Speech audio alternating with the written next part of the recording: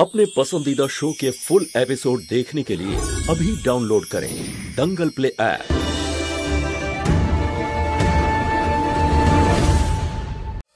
देखो कि मिष्टी देखते ना আমার পুতুলটা, আমি ওকে সাবধানে রাখবো। জামা কাপড় পাল্টাওনি তুমি?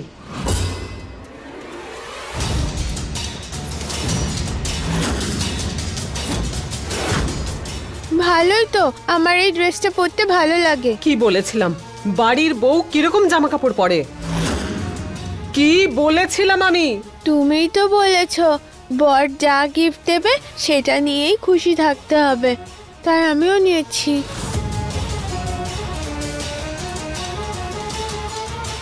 সব কথার জবাব দিতে হবে এই মেয়েটাকে। লতা, বলুন গুরুমা। জামা কাপড় পাল্টে দাও ওই মেয়েটার, নিয়ে যাও। না, আমার ভালো লাগে ফ্রক, আমি এটাকে খুলবো না।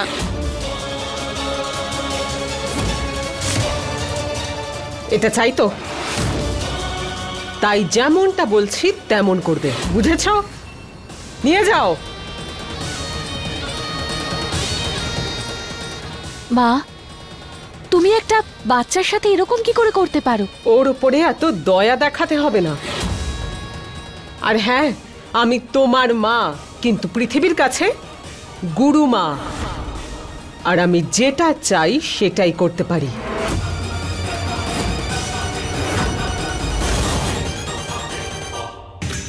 দাদা, আপনার এখানে সিসিটিভি ক্যামেরা লাগানো আছে? আমি আমার মেয়েকে খুঁজছি। না ম্যাডাম, আমাদের এখানে সিসিটিভি নেই, কিন্তু হ্যাঁ সামনের ওই মোড়ে সিসিটিভি লাগানো আছে, ওখানে গিয়ে দেখে নিন, হয়তো উপকার হতে পারে। ধন্যবাদ। আচ্ছা দাদা, আমার না আপনার সাহায্য চাই, আমি আমার মেয়েকে খুঁজছি।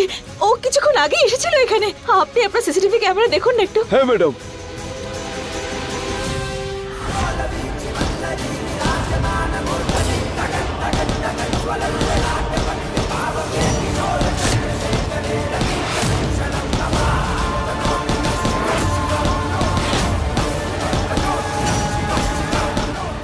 দাদা কি করছো তুমি? না রাধে, ছাড়ো আমাকে। শান্ত হও দাদা, কি করছো এটা?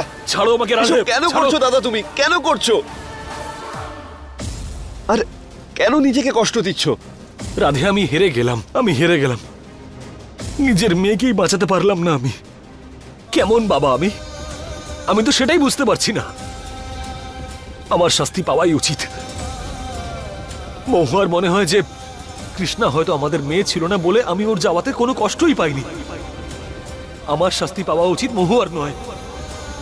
যে দুঃখটা এখন মহুয়া অনুভব করছে সেটা আমারও অনুভব করা উচিত। যা কিছু হয়েছে না তার জন্য একমাত্র আমিই দায়ী। সবকিছুর জন্য আমিই দায়ী। দাদা, তোমাদের দুঃখটা আমি জানি দাদা, আর হয়তো বুঝতেও পারি, কিন্তু একটু সময় দাও, সবকিছু ঠিক হয়ে যাবে। না রাধে,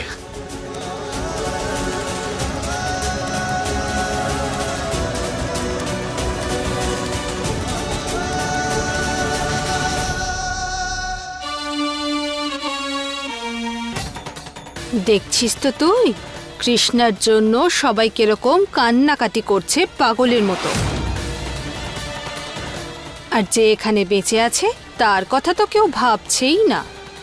এই গোটা বাড়িতে একেবারে শোকের পরিবেশ তৈরি করে রেখেছে। কাঁদিস না।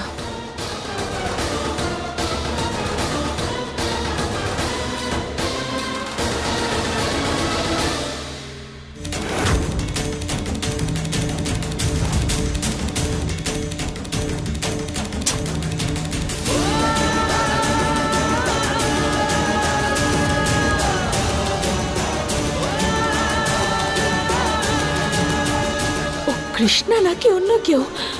বারবার ওই মহিলা আড়াল হয়ে যাচ্ছিলেন। কে ছিল? কবির, কৃষ্ণার পুতুলটা ফিরিয়ে দাও। তাহলে আমার খেলনা কোথায়? তুমি বলেছিলে আমার জন্য আনবে, কিন্তু তুমি আনোনি। ওকে তুমি শুধু খেলনা দিলে। কি করছিস কবির? দে আমায়। দেব না।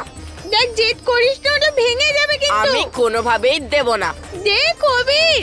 কবির, তুই আমায় বিরক্ত করিস, তাই তোর জন্য আনিনি আমি। আমি বিরক্ত করি না, এবার তুই এই পুতুলটাও পাবি না। না, দে না।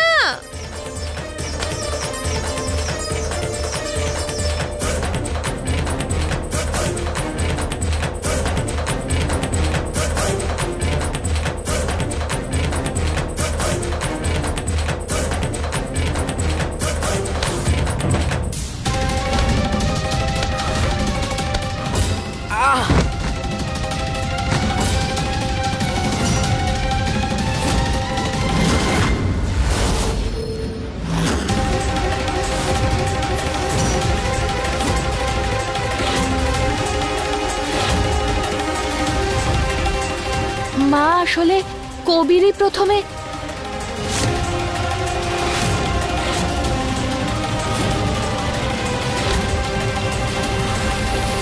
আরে কি করছো তুমি? ছাড়ো, ছাড়ো, কোথায় নিয়ে যাচ্ছ আমায়?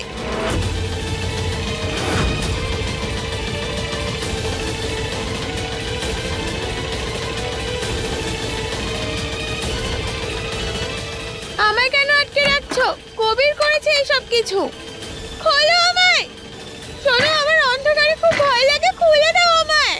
অনেক সহ্য করেছি তোর তামাশা, এখন যতক্ষণ শিক্ষা না পাবি তুই ভেতরেই থাকবি, বুঝেছিস? না গুরুমা, খুলে দাও দরজাটা।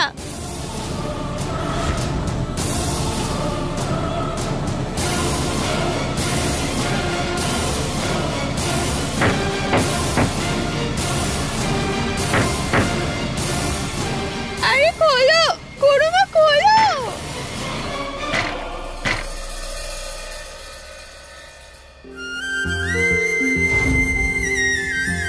ও গড, টায়ার্ড হয়ে গেছি আমি।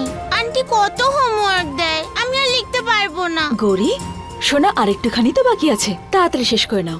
হ্যাঁ না মা, এখনো অনেক বাকি, তুমি জানো না। গৌরী সোনা, দেখো সামান্যই তো বাকি আছে। এই নাও, কৃষ্ণা সব সময় তার হোমওয়ার্ক শেষ করতো, ওর মতো তুমিও শেষ করে নাও।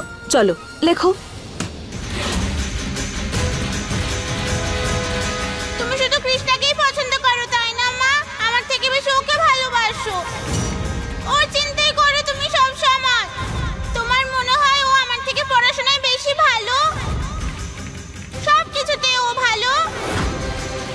ভালো হতো যদি আমি মরে যেতাম। তুমি তো এটাই চাও তাই না মা?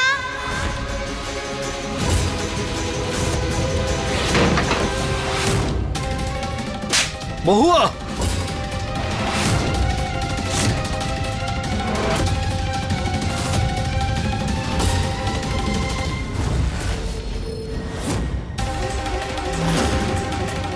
বাবা!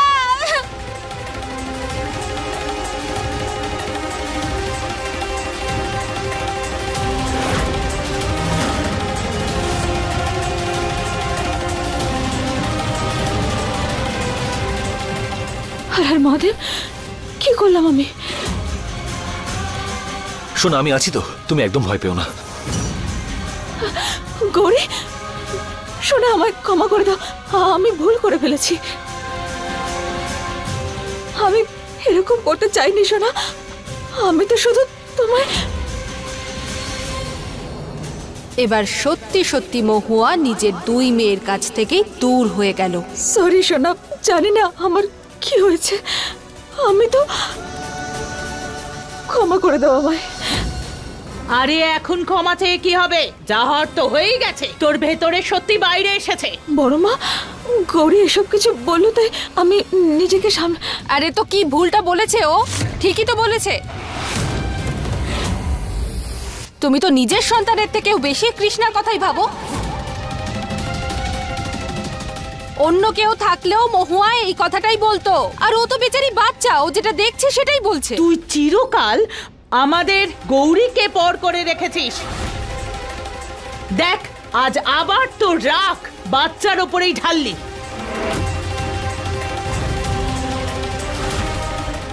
নিজের ভুলের শাস্তি আমাদের গৌরীর উপর দিও না। হ্যাঁ, লজ্জা করলো না ওর গায়ে হাত তুলতে? গৌরী সোনা, আসলে না মা, তোমার সাথে আমি কথা বলবো না। শোনা, তুমি কান্না বন্ধ করো, আমি আছি তো তোমার সঙ্গে। মহুয়া, এগুলো কেন করছো তুমি? গৌরী আমাদেরই মেয়ে, আর কৃষ্ণা এখন আমাদের সঙ্গে নেই। তুমি এই সত্যিটা কেন মানতে পারছো না?